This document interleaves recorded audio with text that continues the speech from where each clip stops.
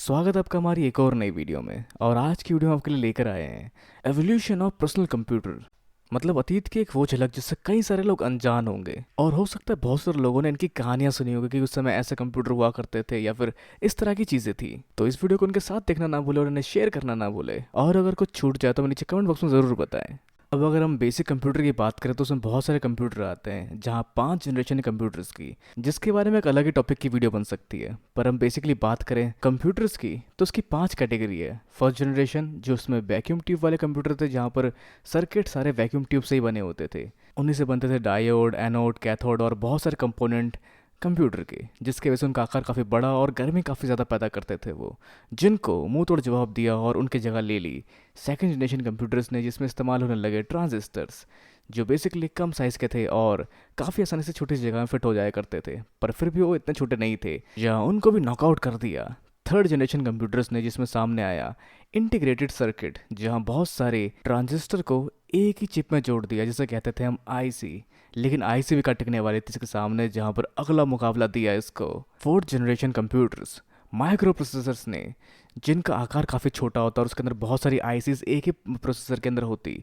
जिसके वजह से ये और तेज़ और छोटे होते चले गए। और जिस टेक्नोलॉजी को हम आज भी इस्तेमाल कर रहे हैं, लेकिन आगे फ्यूचर भी है जो है फिफ्थ जनरेशन ऑफ कंप्यूटर्स, जिसके अंदर एआई बेस्ड प्रोग्रामिंग ज़्यादा होगी, जो ज़्यादा कॉम्प्लेक्स होगा और ज़्यादा पावरफुल होगा और काफ़ी ईजी होगा ऐसी चीज़ों को कंप्यूट कर पाना, जिसको हम आज थोड़ा बहुत यूज़ कर पाते हैं किसी भी एआई बेस्ड सॉफ्टवेयर या फिर वेबसाइट के थ्रू, जिसे हम डायरेक्ट एक्सेस बिल्कुल नहीं करते। उसको एक्सेस करने के लिए इंटरनेट लगता है, क्योंकि वो जो चीज़ कंप्यूट हो रही होती है वो किसी बड़े डिवाइस या सुपर कंप्यूटर में कंप्यूट हो रही होती है, जो हमारे मोबाइल डिवाइस या कंप्यूटर के लिए फ़िलहाल करना इतना आसान नहीं है। तो अब करते हैं फोकस अपने करंट टॉपिक यानी कि एवोल्यूशन ऑफ पर्सनल कंप्यूटर्स की ओर, जो आमतौर पे कुछ ऐसे से ऐसा हो गया। लेकिन ये भी सच नहीं है, इससे पहले भी अगर पर्सनल कंप्यूटर आया था जो कि लोगों के घरों तक पहुंच गया था, जहां उस समय कंप्यूटर बहुत सारे कमाल के काम किया करते थे। मतलब वो बहुत सारा डाटा लेकर उनको कैलकुलेट करके बताया करते थे कि उसका क्या आउटकम निकलेगा। पर यह प्रोसेस इतना भी आसान नहीं था, क्योंकि उसमें आप बोल कर कुछ सर्च नहीं कर सकते थे, उसमें आपको डाटा फीड करना होता था।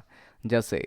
कौन जीतेगा इलेक्शन, सारे पार्टीज़ के नाम, उनका पुराना रिकॉर्ड, पुराना डाटा, वो भी एनालॉग तरीके से सब डालने के बाद वो आउटकम देता था, जो कि हम बेसिकली पढ़ के ही बता सकते थे। हाँ, पर कंप्यूटर के थ्रू ये काम कराने से रिस्क थोड़ा कम हो जाता था। पर पहला कंप्यूटर जो कि लोगों के घरों तक गया था वो था कैन बैक 1, जिसमें बहुत सारे एनालॉग फंक्शनिंग थी, जिसको यूज़ करना इतना आसान नहीं था। उसमें आपको अलग अलग डाटा चुनना पड़ता, जैसे कोई कैलकुलेटर या एबेकस हो, और उसके बाद उसका आउटपुट दिया करता, वो भी इसके बटनों के थ्रू, और इस तरह से ही बताता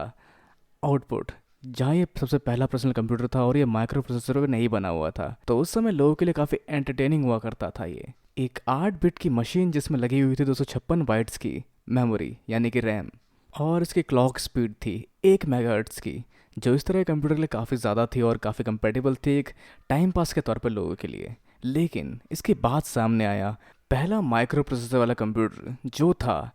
एल्टर 8800, जो गूगल पे 8080 नाम से आता, लेकिन ये 8800 ही था। और ये भी मोस्टली एक एनालॉग कंप्यूटर ही था, लेकिन ये वो कंप्यूटर था जिसने दुनिया बदल दी, क्योंकि इसी से इंस्पायर्ड होकर बना एप्पल वन, साथ में बिल गेट्स का माइक्रोसॉफ्ट। अब क्योंकि उस जमाने कंप्यूटर सबको इंस्पायर्ड क्या करता, तो नए जनरेशन के लोग काफ़ी कुछ सोचते इसको लेकर, जिसके बाद बिल गेट्स ने एक प्रोग्राम बनाया इसमें पंच होल के साथ, जो कि उस समय काफ़ी कॉमन एनालॉग प्रोग्रामिंग थी। अब बेसिकली अल्टर 8800 हमेशा एनालॉग प्रोग्रामिंग समझता है। उसमें आईपी एड्रेस भी आपको उसके स्विचेस को ऊपर नीचे कर कर डालनी पड़ती, मतलब कुछ भी उसके पोर्ट में जोड़ने के लिए आपको ऐसा करना पड़ता। जिस तरह से पहली कोडिंग के साथ सामने आया बिल गेट्स, जिसने बनाया कोड पेपर टेप के ऊपर, क्योंकि अल्टर 8800 का हार्डवेयर काफ़ी सही था, लेकिन इसमें सॉफ्टवेयर की कमी थी, जिसको पूरा किया बिल गेट्स ने। और उसके बाद डॉस प्रोग्रामिंग में काफ़ी सारे कंप्यूटर्स और बने, और इस कंप्यूटर में लगा था इंटेल का 8080 प्रोसेसर 2 मेगाहर्ट्ज़ क्लॉक स्पीड के साथ। अब क्योंकि इसके थ्रू आप इस कंप्यूटर में कीबोर्ड और मॉनिटर जोड़ सकते थे,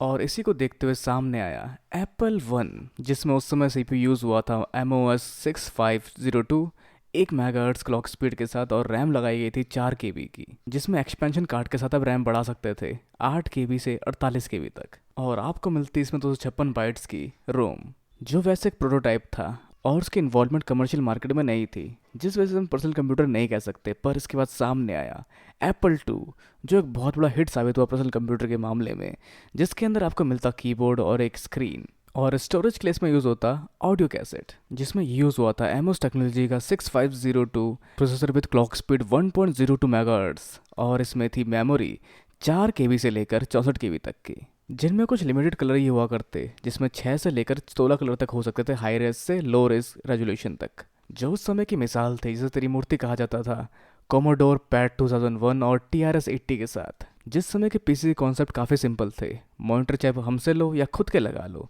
लेकिन आपको मिलेगा CPU के नाम पे कीबोर्ड के साथ जुड़ा हुआ डब्बा, जिसमें बहुत सारे कंप्यूटर और शामिल थे, जैसे एकॉन एटम, BBC माइक्रो, जो सब भी सेम 6502 प्रोसेसर यूज़ करते थे। पर उस समय मोटरोला के प्रोसेसर भी काफ़ी फेमस थे, जो था 6800। और ये सभी कंप्यूटर्स ही सपोर्ट करते थे कैसेट और फ्लॉपी, जहाँ इनके थ्रू इसमें फंक्शनिंग हुआ करती थी। मतलब इनमें बहुत सारे गेम लोड होते थे, जो लगाने के बाद फ्लॉपी के थ्रू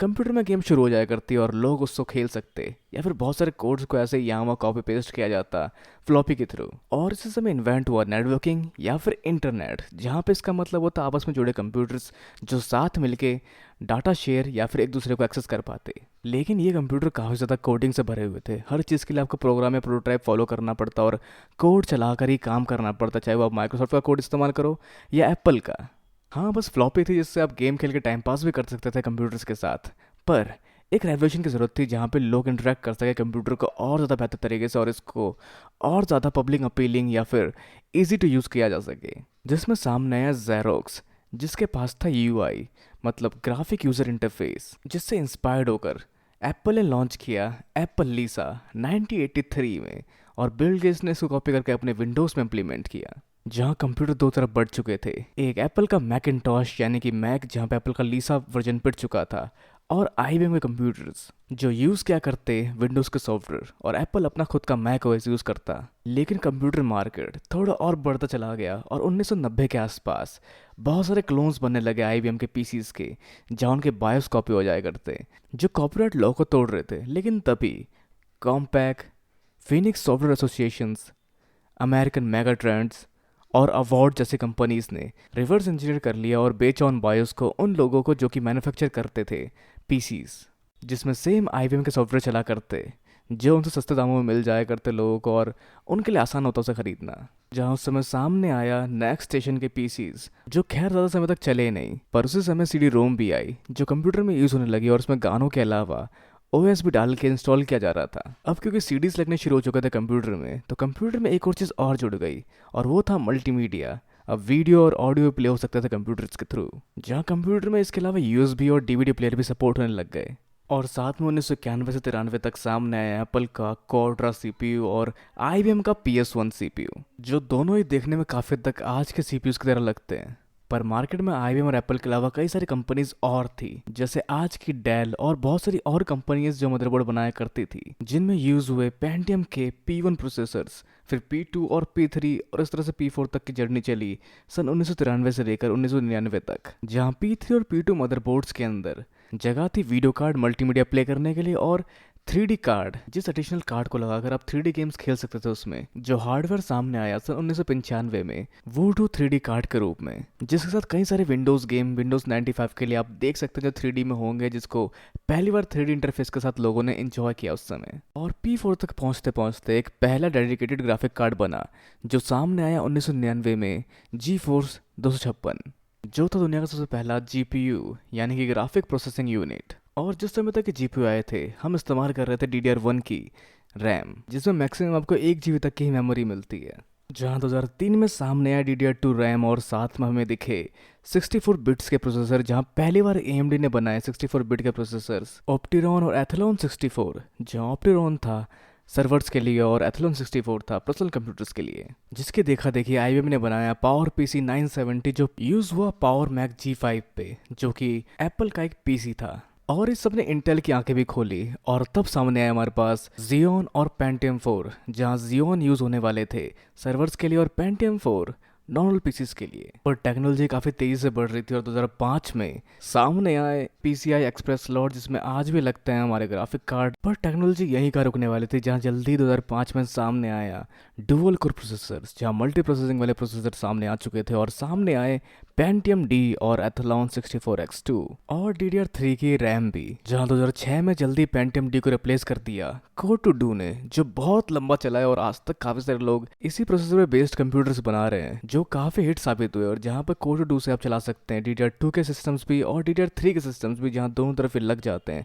पर दोनों की क्लॉक स्पीड अलग अलग होती है और दोनों के लिए अलग अलग प्रोसेसर्स आते हैं। फिर समय बीतता है और 2008 तक हम पहुंचते हैं, जहां वाईफाई और बहुत सारी तरह की टेक्नोलॉजी और सामने आती है जो धीरे धीरे करके कंप्यूटर्स में इनबिल्ट होती चली जाती है। जहाँ शुरुआती फेज में हमें इसके लिए अलग से हार्डवेयर लगाने पड़ते थे, जैसे कि वाईफाई और ब्लूटूथ अडेप्टर, जिसको कि आज भी लोग लगा रहे होंगे। जहाँ सन 2008 में सामने आया i7। हाँ, मान तो चौंकाने वाला है क्योंकि i7 पहले आया था और ये हाई एंड प्रोसेसिंग यूनिट था जहाँ पे डुअल कोर में आया था। फिर सामने आया 2009 में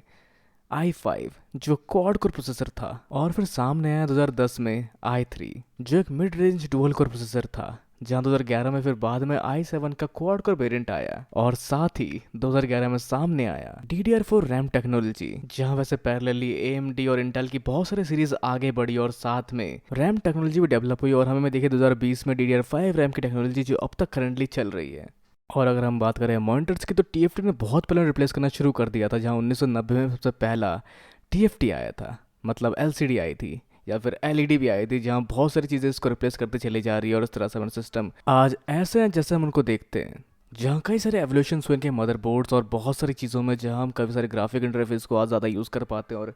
बहुत सारे ग्राफिक इंटरफेस को हम बिना ग्राफिक कार्ड के भी यूज़ कर सकते हैं नई GPUs और APUs के साथ। तो ये था एवोल्यूशन ऑफ कंप्यूटर्स। और आपने किस जर्नी में कंप्यूटर को छुआ है और आज कौन सी टेक्नोलॉजी कंप्यूटर आप यूज़ कर रहे हैं, जहाँ बहुत सारे लोग आज भी कोर टू डू यूज़ कर रहे होंगे, और साथ में i3 और i5 के फर्स्ट जनरेशन को यूज़ कर रहे होंगे, जहाँ ये टेक्नोलॉजी 13 जनरेशन तक पहुँच चुकी है, और